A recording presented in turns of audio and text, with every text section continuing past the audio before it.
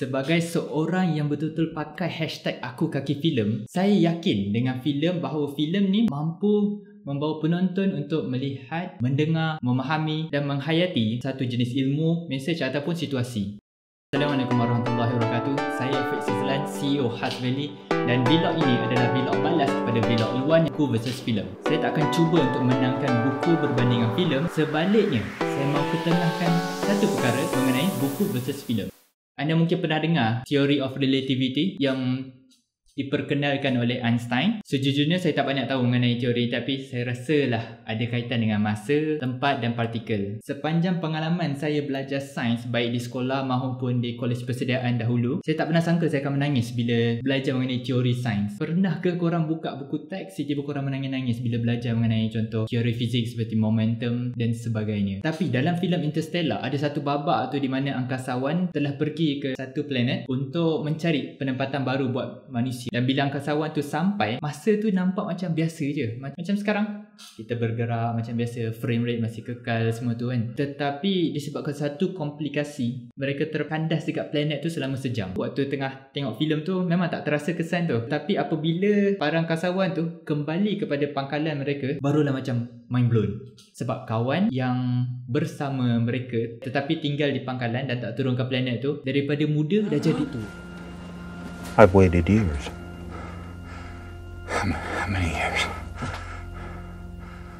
By now it must be. It's 23 years, 4 months, 8 days. Dan kemudian anak-anak yang berada di bumi pula berkahwin dan siap dah ada anak dah. Hey Dad, look at this. You're a grandpa. His name's Jesse.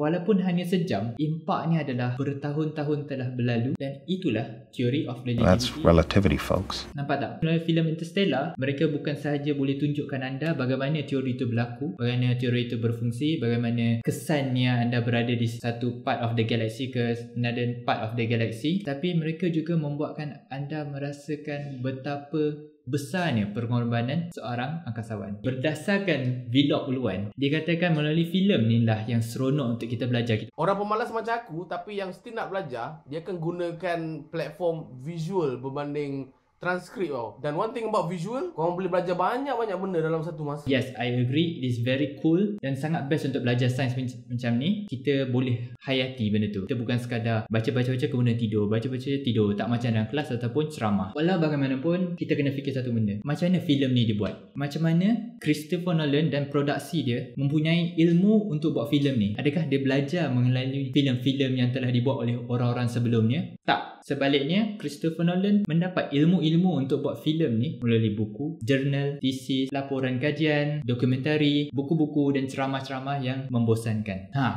Inilah buku versus filem saya maksudkan. Pilihan antara benda yang best dan tak best terletak pada apa kita nak buat dengan benda tu, apa kita nak buat dengan ilmu tu. Pilihan antara filem ataupun buku perlu diletakkan berdasarkan kegunaan kita. Katakanlah kita cuma perlukan bahan untuk disajikan kepada kawan-kawan ataupun adik-adik kita, kenalan kita, maka filem adalah yang sesuai. Untuk kita buat filem yang best tapi syarat dengan ilmu, kita perlukan buku-buku. Filem berasal daripada skrip, dan skrip adalah satu bentuk penulisan. Secara logiknya, penulis skrip CSI tu dia perlu ada ilmu yang mencukupi yang akan datang daripada buku-buku, dan dia juga perlukan pengalaman yang akan datang daripada tugasan-tugasan dia dalam bidang forensik. Dengan usahanya tu, dia berjaya menghasilkan satu skrip yang memberi inspirasi kepada lebih ramai pemuda-pemudi untuk menjadi pakar forensik. Sama juga seperti Christopher Nolan yang membuatkan orang lebih minat dengan fizik melalui filem-filemnya. Memang satu kebiasaan, kita perlu buat benda yang kita tak seronok buat, yang kita tak suka, demi mencipta sesuatu yang orang lain akan suka. Dan itulah yang kita panggil sebagai pengorbanan dalam perjuangan. Sekian, terima kasih. See you in the next video. Assalamualaikum warahmatullahi wabarakatuh.